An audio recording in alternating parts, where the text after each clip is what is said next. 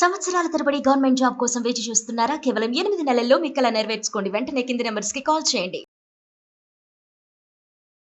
Hello hello. Navya గారండి? అవునండి. ఎవరు? నేను జయానండి. అందమైన జీవితం ప్రోగ్రామ్ నుంచి కాల్ చేస్తున్నాను, సుమన్ టీవీ నుండి. నాతో పాటు సీనియర్ డాక్టర్ కళ్యాణ్ చక్రవర్తి గారు ఉన్నారు. మేడం నమస్తే మేడం. నమస్తే. నమస్తే సార్. నమస్తే అమ్మా. అమ్మా నవ్య నమస్తే.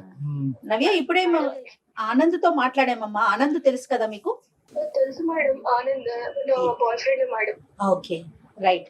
ఆనంద్తో మాట్లాడాము. ఒక్కసారి నీతో మాట్లాడాలి, కొన్ని విషయాలు తెలుసుకోవాలి అని చెప్పి డాక్టర్ గారు నేను కలిసి నీకు కాల్ చేశాము. అవునా మేడం? నువ్వు ఫ్రీగా ఉన్నావా? సర్ప్రైజింగ్ ఉంది మీరు నాకు కాల్ చేయడం ఏంటి ఎస్ అని. ఎస్ ఎస్ నువ్వు ఫ్రీగా ఉన్నావా? ఒకసారి మాట్లాడొచ్చా మీతో? తప్పకుండా మేడం. రైట్. చెప్పండి మేడం. ఓకే కళ్యాణ్ గారు. అమ్మా నవ్య సార్ నమస్తే. చెప్పండి సార్. నమస్తే అమ్మా. నమస్తే సార్. నమస్తే. ఇప్పుడు అంటే లైన్ లో ఆనంద్ కూడా ఉన్నాడు, కలపమంటావా ఒక్కసారి? ఏమ్మా? దేని గురించి సార్? అమ్మా, దేని ఇప్పుడు గురించి? నీకు తెలియనటువంటి కొత్త విషయం ఏమీ కాదు. నా బాయ్ ఫ్రెండ్ అని నువ్వే అన్నావు. ఇప్పుడు మీరిద్దరు ప్రేమించుకున్నారు, 2 years పాటు చాలా హ్యాపీగా ఉన్నారు, ఒకరినొకరు అర్థం చేసుకున్నారు, ఇద్దరు చక్కటి జంట. ముందు ముందుకెళ్ళి పెళ్లి కూడా చేసుకోవాలనుకున్నారు సెటిల్ అయిన తర్వాత. ఈ మధ్యలోనే ఒక 6 నెలలు బట్టి ఒక తెలియనటువంటి ఒక గ్యాప్, 2 నెలలు బొటాబొటిని మాట్లాడే, మళ్ళీ 3 నెలల పాటు అసలు కమ్యూనికేషనే లేదు. ఆ అబ్బాయి ఏంటంటే ఇంకో అవును సార్. 2 అవును. మేము అతనికి ఈమెయిల్ చూసి సరైనటువంటి టైంలో ఫోన్ చేయకుండా ఉండుంటే కనుక ఒక 2 days తర్వాత అతను ఆత్మహత్య చేసుకుని అనేటటువంటి ఆలోచనలో కూడా వెళ్ళిపోయాడు ఆ అబ్బాయి. అయ్యో. సో నేను అనేది ఏంటంటే ఈ విధంగా ప్రేమించుకునేటటువంటి వాళ్ళు ఏదో ఒక కారణం వల్ల, చిన్నదవనియండి పెద్దదవనియండి, కలిసి ఉండాలంటే కలిసి ఉండండి, విడిపోవాలనుకుంటే ఒక కారణాన్ని చూపెట్టి విడిపోండి. ఇలాగ గోప్యంగా ఉంచడం వల్ల ఏంటి? ఇలాగే కదా కొన్ని ప్రాణాలు పోయేది. అసలు నువ్వు అంత సైలెన్స్ లో ఉండిపోవడానికి కారణం ఏంటి? నేను ఏం చెప్పుకోవాలి మేడం? ఒక నిమిషం లైన్ లో ఆనంద్ కూడా ఉన్నాడు. ఆనంద్, చూడు మరి నవ్య వచ్చింది లైన్ లోకి. నీ ఫోన్ ఎత్తను నవ్య, మా ఫోన్ ఆన్సర్ చేసింది. తన బాధ ఏదో తను చెప్పుకుంటుంది. మాట్లాడు మా. ఆనంద్ ఎట్లున్నావు?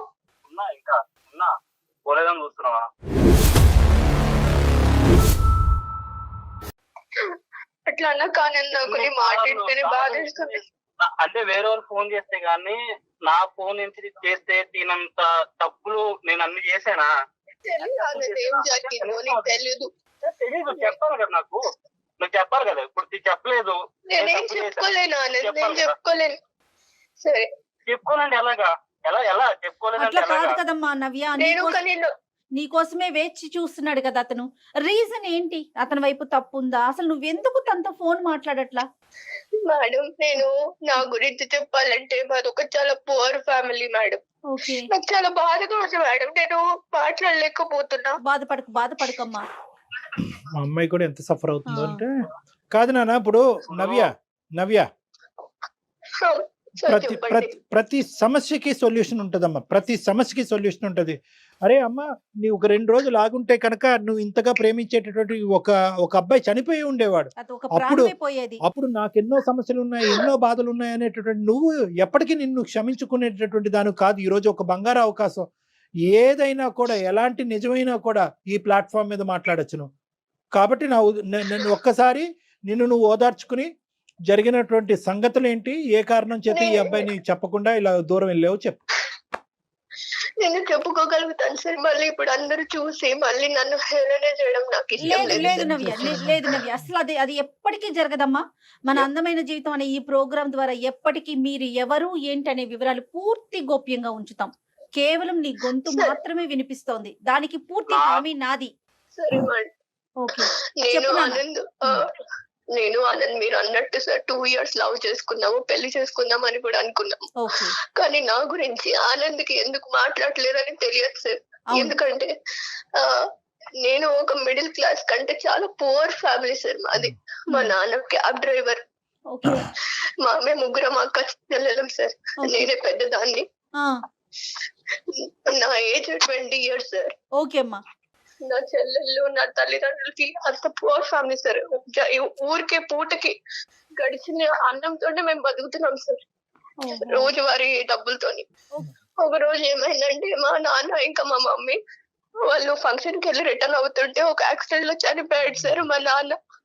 ఓ నేను చాలా ఎమోషనల్ అవుతాను సార్ ఈ విషయంలో.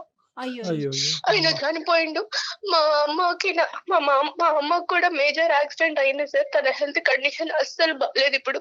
ఓ తను మొత్తం తన హెల్త్ కండిషన్ ఏం బాగాలేదు, మొత్తం మేమే చూసుకుంటున్నాం సార్. మా నాన్నకు ఒక బెస్ట్ ఫ్రెండ్ ఉన్నాడు సార్ చిన్నప్పటి నుంచి.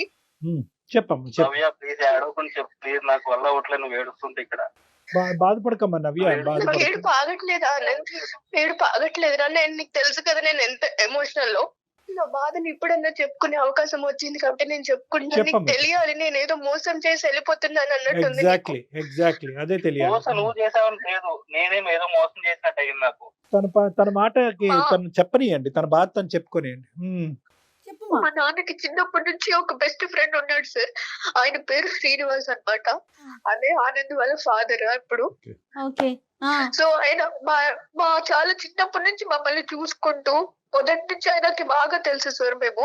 ఓకే సో మా పరిస్థితి చూసి ఎలానో మా నాన్న ఎప్పుడు చెప్తుండే, అరే నువ్వే చూసుకోవాలరా నా ఫ్యామిలీని, నా కుటుంబాన్ని, నా పిల్లల్ని నీ చేతుల్లోనే పెడుతున్నాను అని. ముందు నుంచే వాళ్ళు బాగా నాకేమన్నా అవుతే నువ్వే దిక్కు, నువ్వే పెద్ద దిక్కు అని కూడా ఎప్పుడు వాళ్ళ మధ్యన అదేలే. సంభాషణ ఉండేది.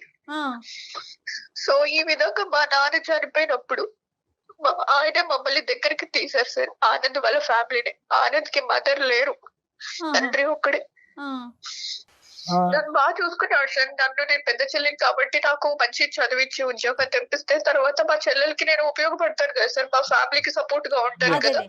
సో కాదు వాళ్ళ నాన్న. ఇంటికి తీసుకెళ్లి మంచిగా నవ్య, ఇప్పుడు నువ్వు ఒక్కదానివి వీళ్ళింట్లో ఉన్నావు, చెల్లెళ్ళిద్దరు అమ్మని చూసుకుంటూ మీ ఇంట్లోనే ఉండిపోయారు అంతేనా? అవును మేడం. ఓకే, అమ్మకి ఓకే. ఆరోగ్యం బాగుంటుంది కదా. ఆర్థికంగా సాయం కూడా చేస్తున్నాడు. చెప్పమ్మా. నేను వాళ్ళ ఇంట్లోకి వెళ్ళి చదువుకొని వాళ్ళ ఇంట్లో మంచి ఉద్యోగం కూడా తెచ్చుకున్నాను సార్. అమ్మా అయితే ఆ పరిచయమే నాకు ఆనంద్ పరిచయం అయ్యాడు. ఆనంద్ చాలా మంచోడు సార్. నన్ను ఒక తండ్రి లేని కూతురు కంటే తండ్రిలానే బాగా చూసుకుంటాడు. అదే ఒక తల్లి తండ్రి లాగే అట్టి A to Z అతనే చూసుకుంటాడు మేడం. ఓకే సో ఒకసారి ఏమైందంటే అనుకోకుండా నాకు ఒక్కొక్కసారి హెడేక్, స్టమక్ పెయిన్ వస్తున్నప్పుడు వీక్నెస్ అనిపించేది మేడం.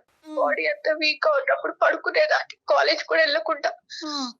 సో అలాంటి టైంలో వీక్ ఉన్నప్పుడు నాకు మెడిసిన్స్ అవన్నీ తెచ్చి అంకుల్ బాగా చూసుకున్నారు.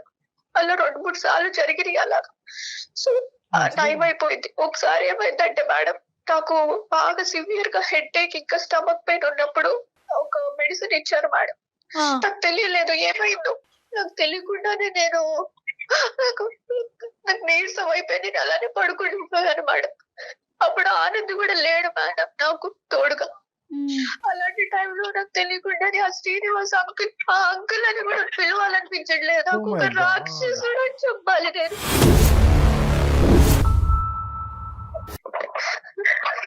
ఆనంద్ ఇట్లా అంటున్నానని ఏం ఫీల్ అవ్వద్దు నువ్వు. ఒక రాక్షసుడు వాడు. తను యూజ్ చేసుకున్నవాడు. నాకు అర్థం కావట్లేదు. నాకు నువ్వు అసలు ఏం చేద్దాం అనుకున్నా నాకు నిజంగా అర్థం కావట్లేదు. అదేంటో నీకు తెలియదు. నాకు అందుకుని కదా నేను ఇన్ని రోజులు నేను ఏం చెప్పలేకపోయాను. అలాంటి టైంలో నాకు తెలియకుండా టాబ్లెట్ ఇచ్చేసి నన్ను వేరే విధంగా యూజ్ చేసేసుకున్నాడు వాడు. తర్వాత ఆ వీడియోలు, ఆ ఫోటోలు అవి యూజ్ చేసుకున్నవన్నీ తన దగ్గర పెట్టుకొని బ్లాక్ మెయిల్ చేస్తున్నాడు మేడం. ఆ అంకుల్ బ్లాక్ మెయిల్ చేస్తున్నప్పుడు ఏం మాట్లాడుతున్నావు నవ్య? నాకేం అర్థం కావట్లేదు నవ్య. నీకు తెలియదు నాకు జరిగింది ఇది. అందుకోసమే నేను ఏ విధంగా నీకు నా ముఖం చూపించాను మీ ఫాదర్ చేసిన పనికి. నాకు అవ్వట్లేదు, నా వల్ల అవుతుంది కదమ్మా. అమ్మ ఇప్పుడు నీది ఎంత డిఫికల్ట్ సిచ్యువేషన్, నీకంటే ఆనంద్ ఇప్పుడు ఇంకా పెద్ద డిఫికల్ట్ సిచ్యువేషన్. నువ్వు తెలిసినటువంటి నిజాన్ని కడుపులో పెట్టుకుని ప్రేమికుడిని దూరం చేసుకుని ఇప్పుడు వరకు ఉన్నావు. ఒక కన్న తండ్రి ఈ విధంగా తను ప్రేమించినటువంటి అమ్మాయిని ఈ విధంగా, అంటే ఆఫ్ కోర్స్ మీ ఇద్దరి మధ్యన ప్రేమ మీ నాన్నగారికి తెలియదని కూడా అన్నాడు అబ్బాయి. తెలిసినా తెలియకపోయినా కూడా కన్న తండ్రి గురించి, తల్లి చనిపోయిన తర్వాత అతని తల్లి కూడా చనిపోయి 6 సంవత్సరాలు అయింది. ఏ కొడుకు మాత్రం ఇలాంటి వినాలనుకుంటాడు? ఆ అబ్బాయి పరిస్థితి ఇంకా ఘోరంగా. నీదేం తక్కువ చేయట్లే కానీ ఆ అబ్బాయిది కూడా ఇది. అంటే ఈ ఫోటోలు వీడియోలు ఎందుకమ్మా తీసుకున్నాడు? అంటే దాని ద్వారా ఏమన్నా నన్ను బెదిరిస్తున్నాడు సార్. నన్ను బెదిరించి మీకు ఇప్పటి వరకు నీకు సహాయం చేశాను కదా ఫైనాన్షియల్ గా, నన్ను బెదిరించాడు సార్. బెదిరిస్తూనే ఉన్నాడు సార్. నేను ఏం చేయాలో తెలియదు వచ్చేసాను సార్. ఇక నిజమా మీ నాన్న ప్రూఫ్, మీ నాన్న దగ్గర కూడా మీ వీడియోస్ అవన్నీ ఉండి ఎప్పుడు తీసుకున్నాడో తెలియదు ఆనంద్ నాకు. ఆ ఫొటోస్ అవన్నీ బ్లాక్ మెయిల్, నేను పడుకున్నప్పుడు అవన్నీ పిచ్చి పిచ్చిగా తీసేసి అవన్నీ బ్లాక్ మెయిల్ చేస్తున్నాడు ఆనంద్. ఒక ఇంట్లో ఉన్నారు కదా ఆనంద్, నేను మా ఇల్లు అనుకొని వచ్చారు, అనవసరంగా వచ్చారా నాకు ఇప్పుడు అనిపిస్తుంది ఆనంద్. ఒక ఫాదర్ లాగా నన్ను కేర్ చేసుకుంటే ఈ విధంగా అతను ఇట్లా చేస్తాడని అసలు ఊహించలేదు ఆనంద్. మీ నాన్నగారు మీ అమ్మగారు చనిపోయిన తర్వాత లేదంటే చనిపోయక ముందు ఎటువంటి కార్యక్రమాలు ఎన్ని నడిపించారో మనకు తెలియదు. ఎందుకంటే ఇది కుర్రకారు కూడా చేయనటువంటి ఇవన్నీ ఇది ఇంత భయంకరంగా అతను ఈ విధంగా మత్తు పదార్థాలు ఇచ్చి ఒక ఆడపిల్లని, ఆ కూతురు వయసున్న ఆడపిల్లల్ని ఈ విధంగా శారీరకంగా వాడుకోవటమే కాకుండా ముందస్తు చర్యగా వీడియోల కింద మార్చుకుని, ఫోటోల కింద మార్చుకుని ఆ అమ్మాయిని బ్లాక్ మెయిల్ చేసుకుని ఎవరికి చెప్పకుండా చూసుకుంటూ ఆ కార్యక్రమాన్ని ఇలా జీవితాంతం నడిపిద్దాం అనుకుంటున్నాడంటే కనుక అతనిలో చాలా క్రిమినల్ మెంటాలిటీ ఉంది. అన్ఫార్చునేట్లీ మీ నాన్నగారి గురించి ఇలా మాట్లాడవలసి వస్తుంది. నీకు ఎంత బాధ ఉందో నాకు అర్థం అవుతుంది, కానీ నిజాలు నిజాలే కాబట్టి. సార్ నేను చిన్నప్పటి నుంచి చూస్తున్నాను సార్ ఆయన్ని. నాకు ఏ రోజు ఆయన మెంటాలిటీ ఎలా ఉంటుందా నేను ఎప్పుడు అనుకోలేదు, అంటే థింక్ చేయలేదు. అసలు ఆ విషయం రాదు, ఎందుకంటే ఆ పర్సన్ అలా చూసుకుంటారు. బయటికి వెళ్ళిన ఆయన పేరు గాని లేదా ఇంట్లో ఉన్న మమ్మల్ని చూసుకుంటాం గాని బాగానే చూసుకున్నారు సార్. అసలు అంటే నిజంగా నాకు ఈ మాటలు ఏంటంటే నిజంగా నాకు ఎలా అనిపిస్తుంది అంటే నిజంగా తీసుకోలేకపోతున్నా, ఎటు తీసుకోవాలో కూడా నాకు అర్థం కావట్లేదు. అదే అదే మాకు మాకు మాకు కూడా నమ్మకం కానటువంటి అంశాలు ఆనంద్. కానీ ఈ రోజు ఆ అమ్మాయి నీ దగ్గర నుంచి దూరం అవడానికి ఏ కారణమైనా చెప్పి దూరం అవ్వచ్చు. మీ నాన్నని చెడ్డ చేసి ఇంత భయంకరమైనటువంటి అంశం చెప్పి ఆ అమ్మాయి బయటపడవలసినటువంటి అవసరం లేదు. సో అది ఒకటి. రెండోది ఏంటంటే కనుక ప్రత్యక్షంగా ఆ అమ్మాయి సాక్ష్యాలు ఉన్నాయి అని అంటుంది, ఫోటోలు వీడియోలు తీసి షేర్ చేసి ఇది ఈ విధంగా చేస్తానని బ్లాక్ మెయిల్ కూడా చేస్తున్నాండి. సో ఇక్కడ ఎలా చూసినా కూడా మాకు తెలియనటువంటి నవ్య నిజమే చెప్తున్నట్టు అనిపిస్తుంది. మాకు నవ్య గురించి తెలీదు, కానీ ఈ విధంగా తను చెప్పనా సార్ నేను ఆనంద్ని నా ఒక హస్బెండ్ లాగే అనుకున్నాను సార్. మేమిద్దరం అలాగే ఉన్నాం సార్, జెన్యూన్ గా లవ్ చేసుకుని పెళ్లి కూడా చేసుకుందాం అనుకున్నాం సార్. తను కూడా తన వైఫ్ లానే చూసుకున్నాడు సార్ నన్ను కూడా. నేను ఈ విధంగా నేను ఇప్పుడు అబద్ధం చెప్పాల్సిన అవసరం ఏంటి ఆనంద్? అమ్మ ఇప్పుడు వీళ్ళ నాన్న నీతో ఇంకా టచ్ లో ఉన్నాడమ్మా శ్రీనివాస్ గారు? ఇంకా వాళ్ళ నాన్న అంటే ఈ అబ్బాయి కోపం వస్తుందేమో ఇప్పుడు, ఆనంద్ కోపం వస్తుంది నేను వాళ్ళ తండ్రి అని అంటే కనుక. ఇప్పుడు అతను ఇప్పటికీ నీతో కాంటాక్ట్ లో ఉన్నాడమ్మా? లేడు సార్. అప్పుడప్పుడు తనకి తన ఒక టైంలో తనకి ఏమవుతుందో ఏమో తెలియదు సార్. అప్పుడప్పుడు వాట్సాప్ లో ఇంకో ఫొటోస్ ఇవన్నీ నేను బ్లాక్ మెయిల్ చేస్తాను, మిమ్మల్ని ఇంకా అనాథల్ని చేస్తాను, ఇప్పటి వరకు మిమ్మల్ని చూసాను పోషించాను కదా అని ఇంకా బ్లాక్ మెయిల్ చేస్తాడు. నా వల్ల అవ్వట్లేదు సార్, ఇవన్నీ వింటూ నాకు అవ్వట్లేదు సార్ నిజంగా. ఆనంద్ నువ్వు గుండె ధైర్యం చేసుకుని నా మాట విను. ఇది నిజాలే కాబట్టి కొద్దిగా విను ఇక్కడ. ఎందుకంటే కనుక రిస్క్ ఉంది ఇక్కడ. ఒకటి, నీకు ఫాదర్ అనేటటువంటి సెంటిమెంట్ ఉన్నా కూడా వేరే ఆడపిల్లల జీవితాలకి రిస్క్ ఉంది కాబట్టి. I can understand. నాకు టోటల్ సింపతీస్ నీ వైపు ఉన్నాయి, కానీ మీ నాన్న యొక్క రియాలిటీ తెలియటం ఒక ఎత్తు, ఇంకా ఎంతమంది ఈ విధంగా అతని బారిన పడుతున్నారు అనేది రెండోది. మూడో అంశం ఏంటంటే అదృష్టం కొద్ది ఇద్దరు ఆడపిల్లలను అక్కడ, ఇద్దరు చెల్లెలను అక్కడ వదిలి ఈ అమ్మాయి ఒక్కతే ఇక్కడికి వచ్చింది. ముగ్గురిని వేసుకుని వస్తే కనుక ముగ్గురు కథ వినే పరిస్థితి వచ్చి ఉండేది ఈ రోజు మనకి. సో ఈ రోజు మీ నాన్న అనేటటువంటి అంశం పక్కన తీసి పెట్టాలి. అతను ఒక క్రూరమైనటువంటి మృగంలా తయారయ్యాడు. ఈ అమ్మాయి చెప్పినటువంటివి వాస్తవాలు అయితే, కానీ వీటికి ఇవి నువ్వు మాకు చెప్పేదానికి ఆనందం దూరం పెట్టడానికి ఏముందమ్మా సంబంధం? నువ్వేం అక్కడ వాలంటరీగా అతని జీవితంలోకి వెళ్ళలేదు, కావాలని చెప్పి నువ్వు అతనితో ఏం తప్పు చేయలేదు. నేనేం వాలంటరీగా వెళ్ళలేదు సార్, కానీ మేమిద్దరం ప్రేమించుకొని ఒక జెన్యూన్ గా ఇంతవరకు నేను ఎప్పుడు ఎవరిని ఇట్లా లవ్ చేయలేదు సార్. ఎలా చెప్తాను ఆనందాన్ని, నేను ఎలా నీకు ముఖం చూపించుకోగలను చెప్పు? నీ ఫాదర్ ఇప్పుడు నమ్ముతున్నావా అనంత్? ఇప్పుడు పెద్దల సమక్షంలో కూడా నువ్వు నమ్మట్లేదంటే అప్పుడు ఎలా నమ్ముతావు? అవును, చిన్నప్పటి నుంచి నేను చూస్తున్నాను ఆయన్ని, నేను చిన్నప్పటి నుంచి చూస్తున్నాను ఆయన్ని, నేను చూస్తున్నాను కాబట్టి నేను అంటున్నా ఇంకా. నాకు ఇప్పటికీ నమ్మబుద్ధి అవ్వట్లేదు. రిటర్న్ నువ్వు చెప్పు, ఆనంద్, నీ ఆనంద్, నోటి ఇప్పుడు నుంచి ఆ మాటలు వస్తుంటే నాకు అవ్వట్లేదు తీసుకోవడానికి. ఆనంద్ తనకప్పుడు ఆ టైంలో చెప్పడం చాలా కష్టం, చాలా డెలికేట్ సిచ్యువేషన్. ఎందుకంటే ఎవరైతే క్రిమినల్ తన కళ్ళెదురుగుంటా నిలబడి ఇంకో పక్క నుంచి ఆ క్రిమినల్ యొక్క కొడుకుని పక్కన పెట్టుకుని ఈ సున్నితమైనటువంటి అంశాన్ని ఆ అమ్మాయి పూర్తిగా చెప్పలేకపోవచ్చు. ఒకప్పుడు చెప్పినా కూడా అతను ఒక కథ అల్లాడి కథ ఆడి ఈ అమ్మాయి తనలో లోపరుచుకునేటటువంటి ప్రయత్నం చేసిందని చెప్పి రివర్స్లో నిందేయచ్చు. అప్పుడు ఈ అమ్మాయి పని ఇంకా ఘోరంగా తేరవచ్చు. కాబట్టి ఆ అమ్మాయి ఏంటంటే స్లోగా ఆ వాతావరణం నుంచి బయటపడింది, చాలా మంచి పని చేసింది. ఫస్ట్ స్టెప్ దాన్ని మనం కొనియాడాలి. ప్రేమను కాపాడుకోవాలనో ఆనందను పక్కన కూర్చోపెట్టుకోవాలని చెప్పి అదే వాతావరణంలో ఉండకుండా ఫస్ట్ బయటకు వచ్చేసింది, చాలా మంచి పని. అందరు ఆడపిల్లలు ఏదైనా ఇలాంటి అబ్యూజివ్ రిలేషన్షిప్ కానీ ఇలాంటి పరిస్థితి ఉంటే కనుక ఫస్ట్ ఆ వాతావరణంలోనే ఉండాలి తప్ప మనకి ఇంకో లోకం లేదు. అది మీ వాళ్ళైనా పరాయి వాళ్ళైనా ఆ ఫస్ట్ 600 106 ఆ వాతావరణం నుంచి బయటపడండి. ఇది ఈ అమ్మాయి చేసినటువంటి మంచి పని. ఓకే, నెక్స్ట్ స్టెప్ ఏంటంటే కనుక నీ ప్రేమను ఎందుకు తాకట్టు పెట్టింది, నీ ప్రేమను ఎందుకు కాదు అనుకుంటుంది అన్నదానికి కూడా చెప్పింది. ఎందుకంటే కనుక ఒక సున్నితమైనటువంటి అంశం, ఆ తండ్రి తన్ని ఇలాగ చెడగొట్టేటటువంటి ప్రయత్నం కానీ చెడగొట్టేటటువంటి పరిస్థితిని తీసుకొచ్చినటువంటి వ్యక్తి ఒక కొడుకుతో నేను ఎలా ఉంటాను అంటే దీని అర్థం ఏంటంటే కనుక నీ మీద కోపం కాదు, తనకి నీ మీద కోపం ఉందని అనుకుంటున్నావా? నీ మీద కోపం కాదు. ఇప్పుడు నువ్వు చెప్పాలి నవ్య, ఎందుకు దానికి దీనికి ఎందుకు ముడిపెట్టావు, ఈ అబ్బాయిని ఎందుకు దూరం పెట్టావు? అట్లీస్ట్ ఇప్పటికైనా అబ్బాయికి ఒక క్లారిటీ. నేనైతే ఆనంద్ పెళ్లి చేసుకోలేను సార్. ఆ విధంగా నేను ఒకసారి వాళ్ళ ఎందుకు అదే ఫ్యామిలీ నువ్వు లేకపోతే నేను లేదు సార్, నా మనసు ఒప్పుకోవట్లేదు సార్. నేనైతే చేసుకోలేను. ఇప్పటికే మళ్ళీ నన్ను బెదిరించి తర్వాత ఇంకెవరో ఫ్యూచర్ చేస్తే నా చెల్లెల బతుకులు కూడా ఆగమైపోతాయి. అలా కదమ్మా, అలా కాదు. ఒక క్రిమినల్ కొడుకు అని ఆ క్రిమినల్ మీద ఉన్న కోపం కొడుకు మీద చూపెడుతున్నావా? లేదంటే ఒక మావ స్థానంలో ఉన్నవాడు నిన్ను చెరిచాడు కాబట్టి ఆ బాధని జీర్ణించుకోలేక కొడుకును కూడా వద్దనుకుంటున్నావా? అవును సార్, ఆ బాధ జీర్ణించుకోలేకపోతున్నాను సార్ నేను. ఎలా అవుతుందమ్మా? అది కరెక్ట్ కాదమ్మా. అఫ్ కోర్స్ జరిగినటువంటి సంఘటనలకి టోటల్ గా మా తరపున సానుభూతి ఉంది. ఇది చాలా క్రిమినల్ చర్య, చాలా దారుణమైన చర్య. ఆనంద్ సహకరిస్తే కనుక, ఒకప్పుడు ఆనంద్ సహకరించినా సహకరించకపోయినా ఎవరైతే కనుక ఈ పైశాచిక చర్యకు పాల్పడ్డాడో అతన్ని శిక్షించడం, శ్రీనివాస్ అనే వ్యక్తిని శిక్షించడం అనేటటువంటి చాలా ఇంపార్టెంట్ ఇష్యూ. అది నెంబర్ 1. నెంబర్ 2, నేను చెప్పేది ఏంటంటే అసలు దానికి దీనికి ముడిపెట్టకమ్మా, దానికి దీనికి ముడిపెట్టకు. ఇప్పుడు పుణ్యమే కారణంలా ఉంటుంది ఈ అబ్బాయి పరిస్థితి. ఎందుకు నేను ఈ మాట అంటున్నానంటే ఈ రోజు ఆనంద్ యొక్క పరిస్థితి ఎలా ఉంది? సొంత తండ్రి గురించి ఏ కొడుకు ఇలా వినాలి అని అనుకుంటాడు? ఇప్పుడే అతనే చేదరించుకుంటున్నాడు. నువ్వు చెప్పేటటువంటి నిజమైతే కనుక మా నాన్న గురేస్తాను సార్. ఇప్పుడు అతను ఈ విధంగా బ్లాక్ మెయిల్ చేస్తుంటే ఒక తండ్రి స్థానంలో చూసుకొని ఇప్పుడు నేను ఏ ముఖం పెట్టుకొని వాళ్ళ ఇంటికి వెళ్ళాను సార్. ఇప్పుడు ఇప్పుడు అలాంటి వాడు ఉన్నాడు అంటే నేను ఎందుకు ఉండేస్తా? అలాంటి వాడిని అలాంటి వాడు ఉంటే నేను ఎందుకు ఉండేస్తాను అక్కడ? ఇప్పుడు ఈ రోజు ఆనంద్ నీ పక్కన నిలబడటం అనేది నీ సేఫ్టీ అమ్మా. ఒకటి గుర్తు పెట్టుకో, ఆనంద్ నీ పక్కన ఉండటం అనేటటువంటిది సేఫ్టీ. ఎందుకంటే విషయం తెలిసింది కాబట్టి. ఈ విషయం సొంత కొడుకు తెలుసు, నిలదీసేటటువంటి అధికారం ఆనంద్కు ఉంది, శిక్షించేటటువంటి అధికారం ఆనంద్కు ఉంది, పోలీస్ స్టేషన్ కి పంపించేటటువంటి అధికారం ఆనంద్కు ఉంది, అన్ని విధాలుగా ఒక అధికారం ఆనంద్కు ఉంది. కాబట్టి ఆనంద్ నీ పక్కన ఉండటం అనేటటువంటిది బలం. ఏ విధంగా అతని దగ్గర ఈ పనికిరానటువంటి చెత్తకారి ఆధారాలు ఉన్నాయో కూడా అవి అన్ని పిండి తీసుకోవటం, అతను పోలీస్ స్టేషన్ వరకు సాగరంపటం అన్ని కూడా ఆనంద్ చేయగలిగేటటువంటి కెపాసిటీలో ఉన్నాడు. కాబట్టి ఆనంద్ నీ బలం నెంబర్ 1. నెంబర్ 2, నేను ఒక అంశం చెప్తున్నానమ్మా.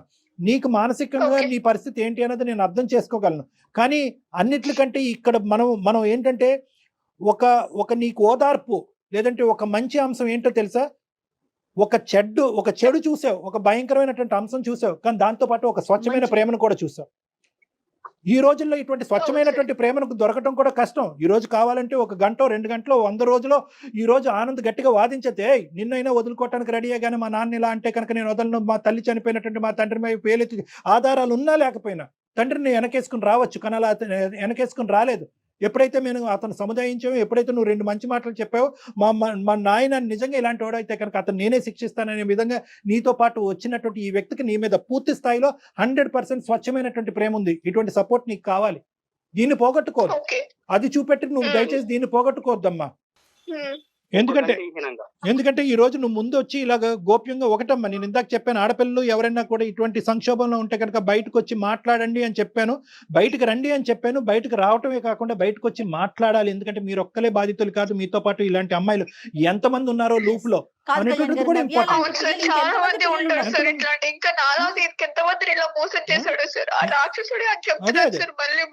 మీ అమ్మ జాలిపడో అయ్యో ఏదో ఒక మూల నుంచి సహాయం వస్తుందో అని చెప్పి 3 ఆడపిల్లల్ని ఇక్కడ పంపించుంటే ఇంకెంత దయనీయమైనటువంటి పరిస్థితి ఉండేదమ్మా నీకు. అక్కగా నా నువ్వు చెల్లెల బతుకులు కూడా ఆగమైపోతుంది సార్ అప్పుడు. అంతే కదమ్మా. సో నేను చెప్పేది ఏంటంటే దానికి ఇక్కడ దీనికి ముడిపెట్ట- ఆనంద్ నీ పాత్ర ఏంటమ్మా? నువ్వేం చేయదలుచుకున్నావు చెప్పు. నువ్వు హెల్ప్ చేయాలి ఎక్కువగా. అప్పుడు నీ సహాయ సహకారాలు నవ్యకు అవసరం. నీ ఓదార్పు, నీ ప్రేమ. అన్ని ఓకేనా? కాదు మీరిద్దరు నేనేమంటున్నా అంటే first of all Navya, sir చెప్పండి సార్. వితౌట్ ఎనీ కండిషన్స్ నీ ప్రేమను యాక్సెప్ట్ చేస్తావా? ఆనంద్ నీకు కావాలా? ఆనంద్తో పాటు కలిసి ప్రయాణం చేస్తావా? నాకు ఇవన్నీ నాకేం తెలియదు. నాకు నువ్వు కావాలి. నీ సమాధానం కావాలి నవ్య. చూసుకున్నాను నేను చెప్పలేకపోతున్నాను సార్. నేను ఇంకా ఆ స్టేజ్ లో నుంచి బయట పడలేదు. ఇంకా నేను చెప్పలేకపోతున్నాను సార్. మీరే న్యాయం డిసైడ్ చేయండి సార్. నవ్య, ఒక పని చేద్దామమ్మా. నీ సిచ్యువేషన్ నాకు అర్థమవుతోంది.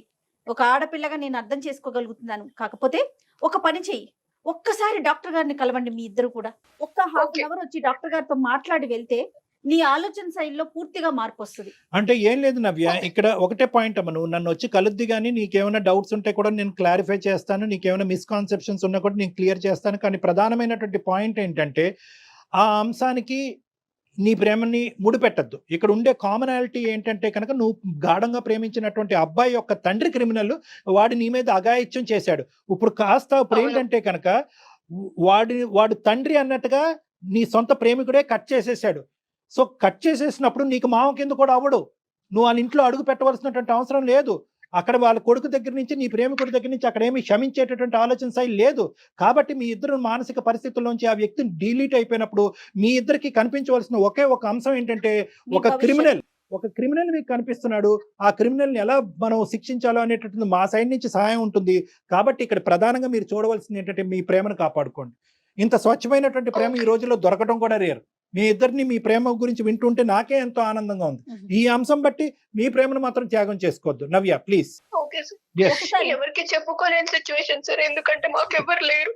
మీకు ఆల్రెడీ చెప్పాను కదా. అట్లా ఏమనుకోవద్దమ్మా, అట్లా ఏమనుకోవద్దు నవ్య. ఈ రోజు మేము మాట్లాడలేదు, నేను మాట్లాడాను, డాక్టర్ గారు మాట్లాడారు. ఆనంద్ ఉన్నాడమ్మా నీకు, మేమెవరం కాదు. నీకోసం ఆనంద్ ఉన్నాడు, నువ్వెవరూ లేరని అనుకోవద్దు. అన్ని పక్కన పెట్టి నీతో పాటు సపోర్ట్ చేసి తన ప్రేమను కాపాడుకోవటమే కాకుండా నిన్ను హింస పెట్టిన వ్యక్తిని కూడా శిక్షిస్తానని చెప్పినటువంటి మగాడు వస్తున్నాడు నీ పక్కన. Don't worry. అవును. రైట్.